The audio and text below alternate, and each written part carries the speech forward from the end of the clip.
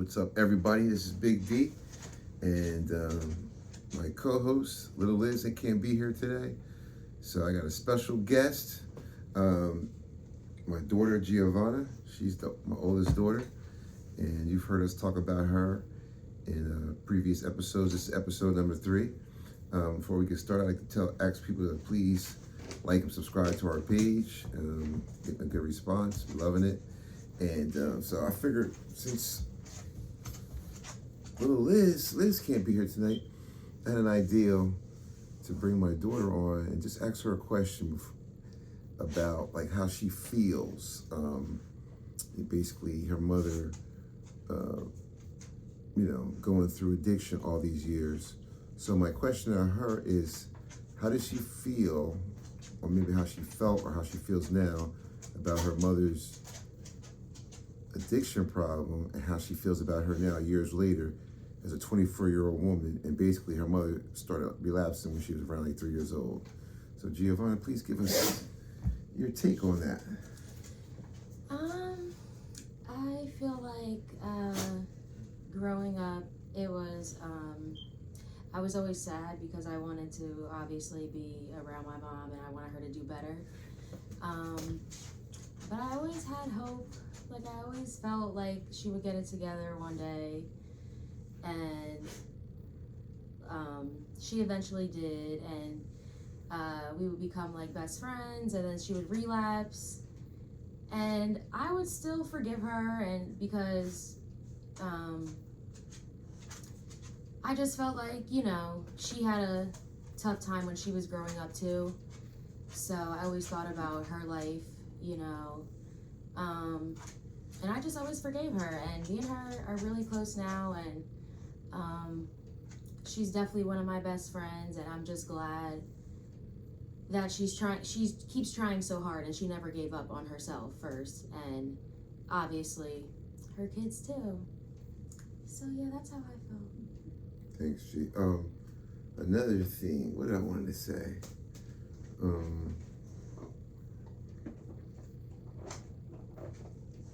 Well, that was good. You know what I mean? So you're happy about her development now?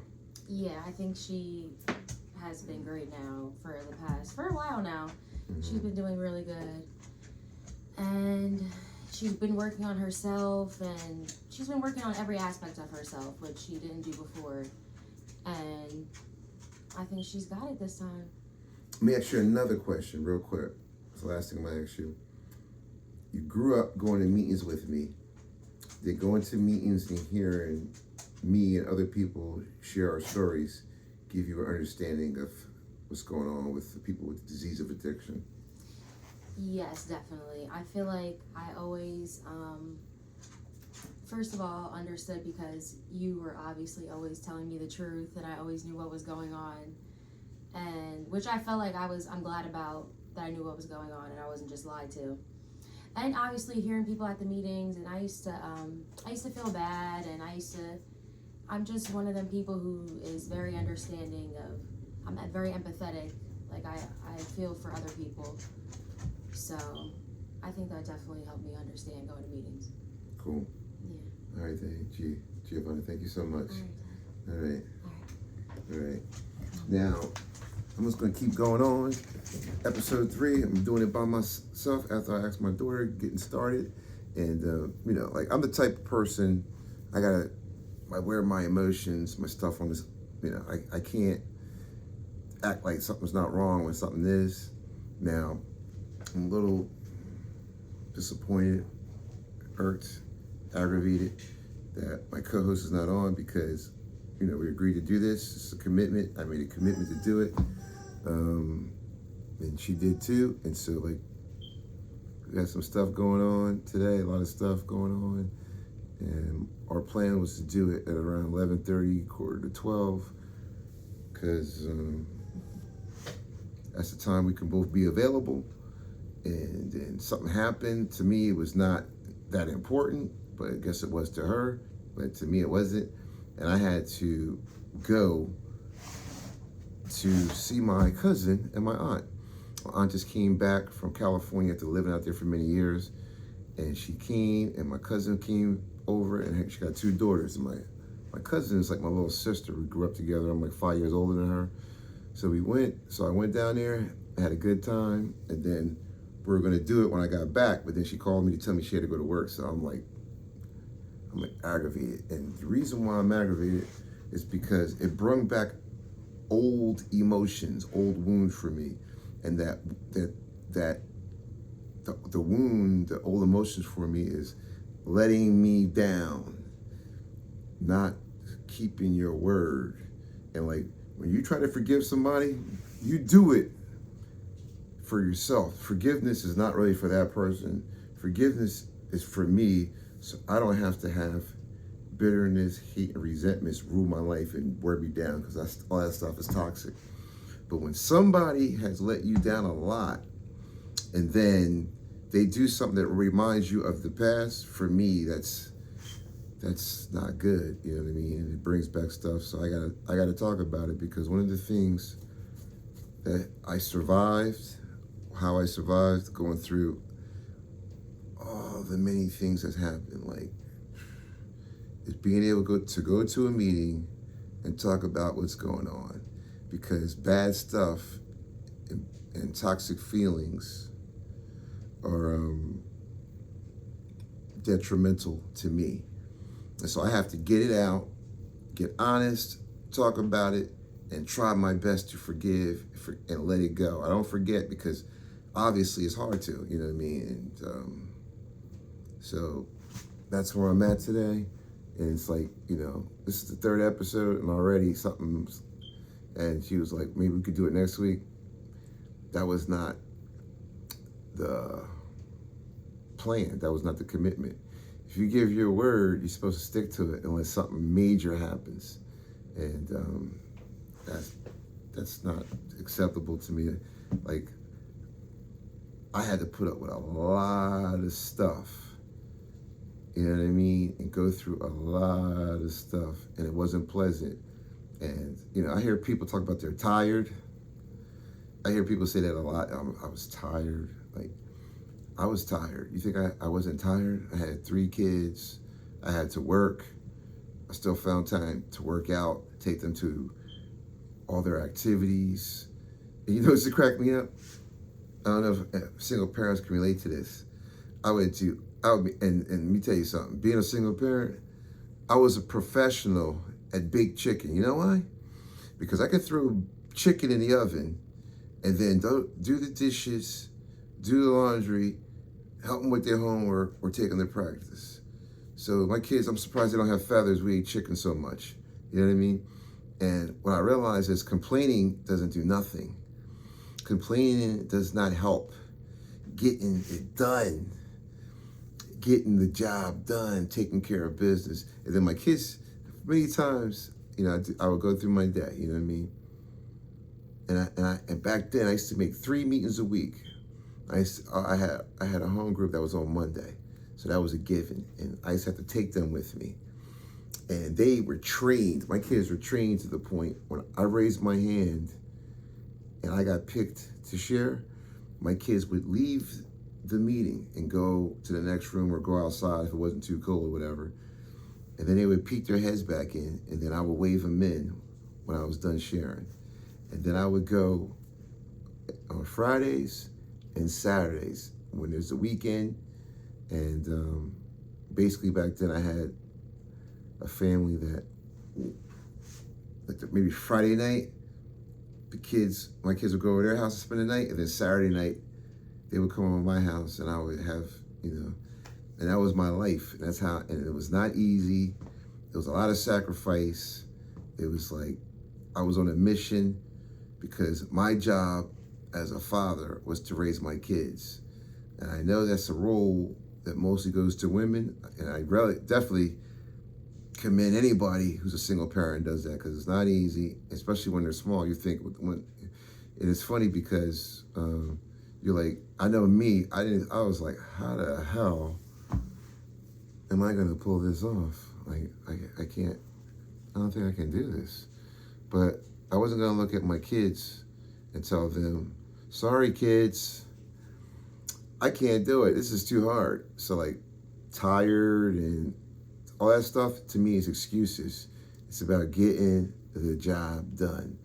And to be honest with you, I really have to say, going through all that stuff has made me a go-getter. It's made me tough. I don't make excuses. I do a lot, to the point where, most people crack me up. You know what I mean? They act like I'm crazy because I do a lot. Like, to me, I'm blessed because I have the will and desire to be the best that I can be. And I told my kids the truth. I think that was the route to go. I sat them down. I said, this is the situation. I try not to talk bad about their mother, which I know I did a few times. They overheard some phone conversations because I was pissed off. But, I always try to let them know that their mother suffers from a disease. She's sick. And but I told them exactly what was going on. She's doing drugs. And when you do drugs, it takes you out of yourself, and then you're not the person that you want to be. And I did that because, I actually needed them to grow up quicker. You know what I mean? And I didn't feel like lying because I'm in a program that's supposed to be an honest program. So I was like, why am I going to lie to them and, make up stories? At some point, they're going to have to know anyway. And I noticed they seemed, especially my daughter that was just here, it was amazing. She was almost 4 years old and everything happened. And her sister was 10 months. And I remember one day I was on the phone talking to somebody, and I'm in it now. I'm a single parent. I mean, my parents were supposed to be coming up from Georgia to help me, but until they got there, I was doing it all. And my youngest, she's like 10, 11 months.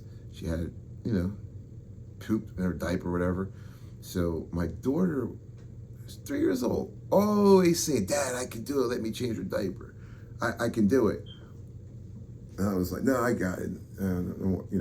I got this. I didn't think she can do it. I just didn't want to. I don't know why I didn't want her to do it. This one particular day, I was on the phone with somebody talking, so I was holding the phone. So I was like, it's going to be hard to change the diaper. So I was like, all right, go ahead. I'm going to let you change the diaper. Go ahead and change your diaper. I'm going to sit here and watch you. And my daughter, so let's say she was 4 and her sister was 1. Let's just say that. It was because they were close to that age anyway. Because their mother relapsed in October and their birthdays were in December. So they were getting ready to turn 4 and 1 when she relapsed. So it was close to that if they weren't already 4 and 1. She went and got a ShopRite bag. The bags when you get the ShopRite. She went and got baby wipes. She went and got baby powder and all the stuff that you need, to change a baby's diaper. And she did it, and she put the old diaper, wrapped it up, put it in the ShopRite bag. She wiped her up and put all that stuff in the bag. And I was like, wow.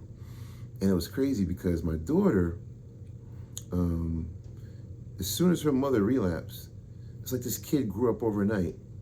And it was crazy because when I got married to my second wife, I think she was around 9, 10 years old, and we were starting to have problems, whatever. We all went to family therapy, and the therapist told me she had this situation, this condition, whatever, called parentification, is when a child, for some reason, sees the need to step their game up because a parent is gone or there's a need.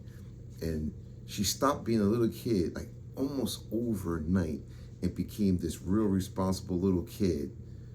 And it was like, maybe it seemed like she felt like it was her job or duty to help me out and to help her siblings out. And you got to remember, she got an older brother. She led him, and she definitely looked out for her little sister. You know what I mean? So it's crazy. So I saw this movie last night with Julia Roberts called Ben is Back, and I was like, wow. It's about this woman has a son, and the son is in rehab, but he leaves the rehab to come back to his house with his family for Christmas Day. And he gives his mom some bullshit lies about why he came, but it ended up all being lies. And it just shows the destruction of what an addict does to a family. One person can affect like 5, 6, 7 people's lives. And that's what I've seen happen with my kids and my family. And, that's why sometimes it takes me back to and I see how they grew up. I think it made me a better person because I grew up tough. I had a dad that was like a drill sergeant, and he wasn't even in the military. He was hard on me. He kicked my ass if I didn't do what I was supposed to do. I got the belt. I got whoopings. I didn't get spankings. I got my ass whooped. And, which made me, I feel tough. You know what I mean? He made me do chores. He made me, and it was like, do what he says and do it immediately. It was not like asking me to do something and I better not suck my teeth or twist my lips or walk slow or act like I'm upset about it or don't like it, because immediately he would beat the crap out of me. So I learned as a little kid, do not mess with this guy. When he tells you something, you just get to it, you do it, you get it over with, you do it right the first time. Don't mess around. So that's how I was raised. That's like, there's no excuses. Like, he made me do stuff that I didn't want to do. You know what I mean? Like, I wasn't happy about it, but inside I could be mad as I want. I used to give him the finger when he wasn't looking. But when he gave me an order or told me to do something, I got it done. And I realized as I got older, I know how to go to work. I know how to work 8, 10, 12 hours, whatever it takes. I know how to, do what I got to do. I know how to pay bills. I watch my mom and dad write checks. I watch them work together. And, I had to do it by myself. You know what I mean? And that's okay, because it made me a strong person. And so, addiction is a family disease.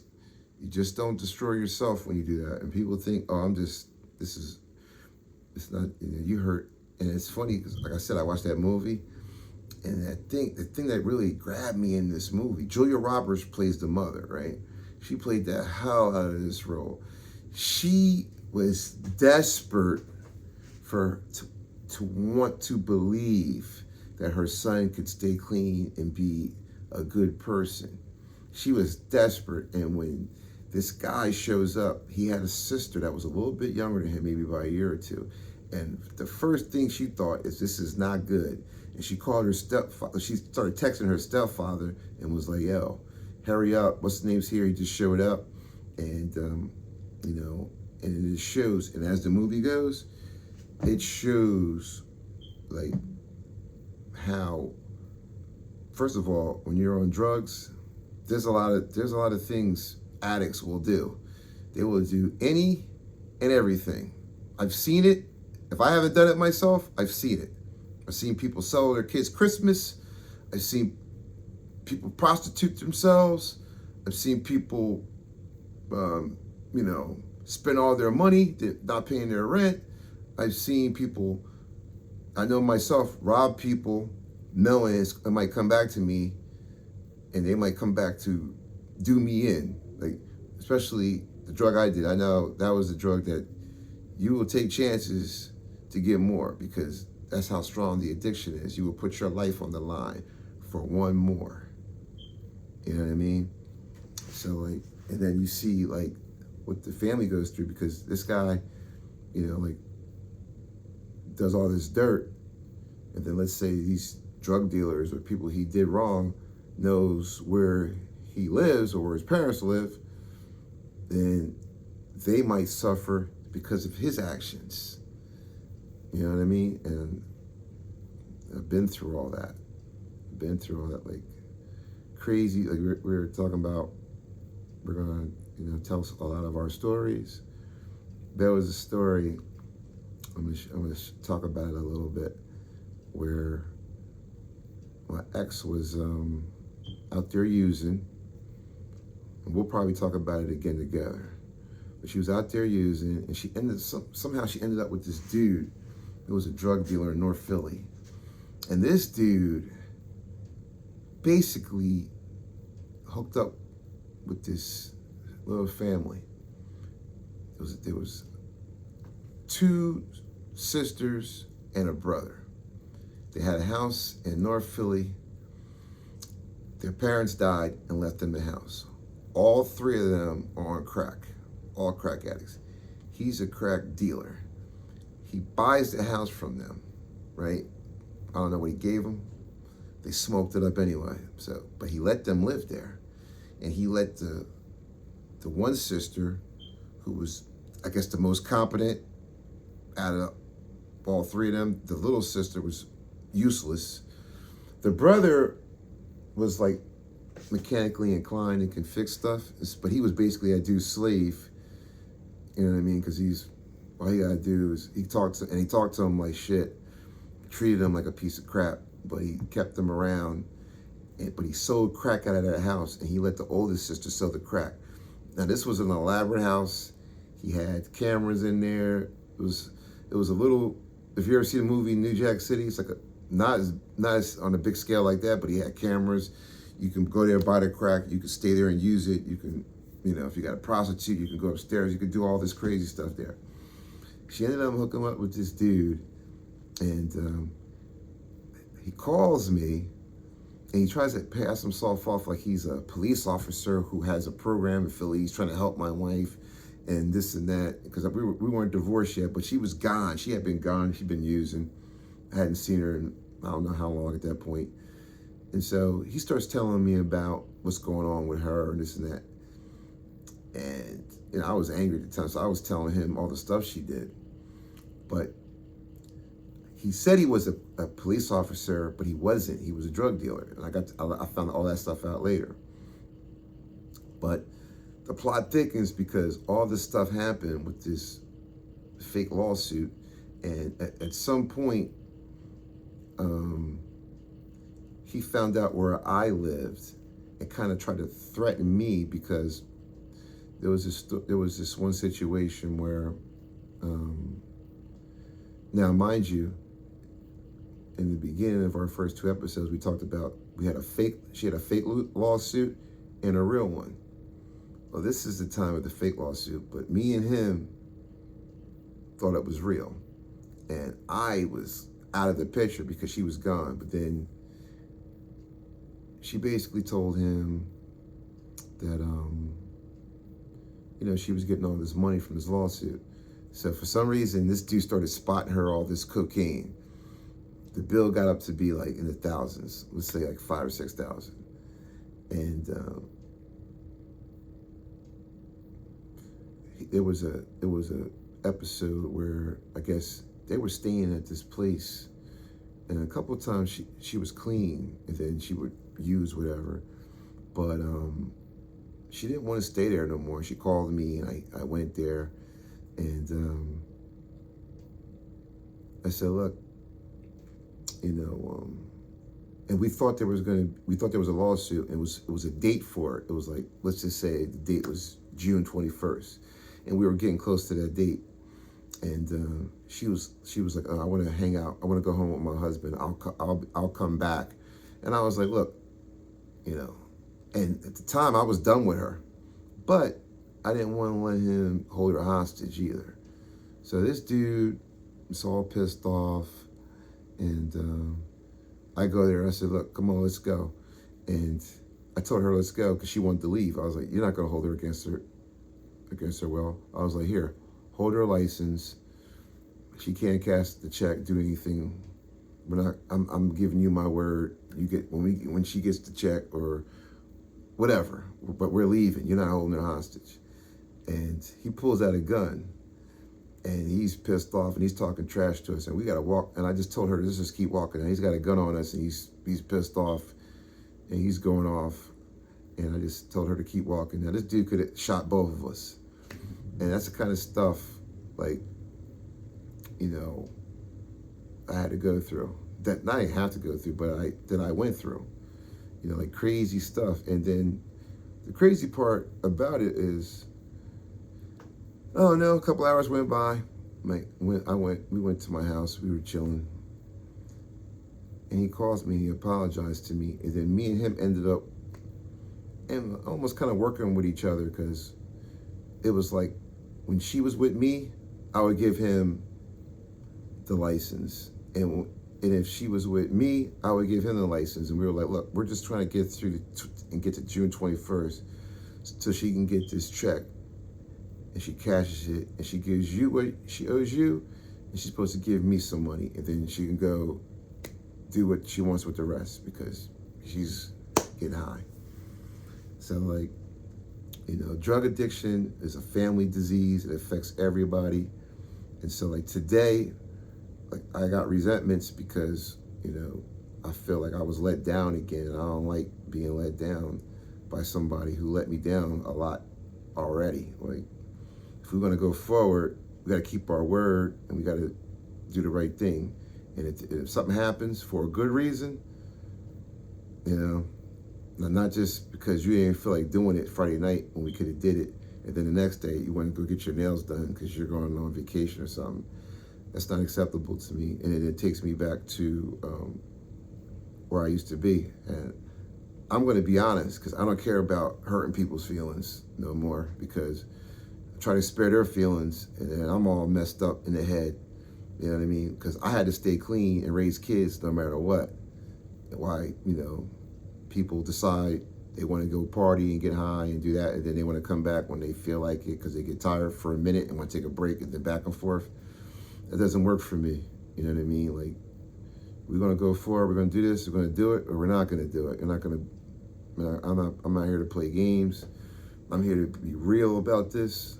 You know what I mean? And that's how I feel today. And so, you know, I'm Derek, and hopefully next Saturday we'll do another episode, and I won't be pissed off or disappointed or feel like I'm let down like I used to feel back in the day. All right? You guys have a great night. Oh, and Happy New Year. And please like and subscribe. And I plan on being here every Saturday because I committed to this. And when I commit to something, I do it. Peace out.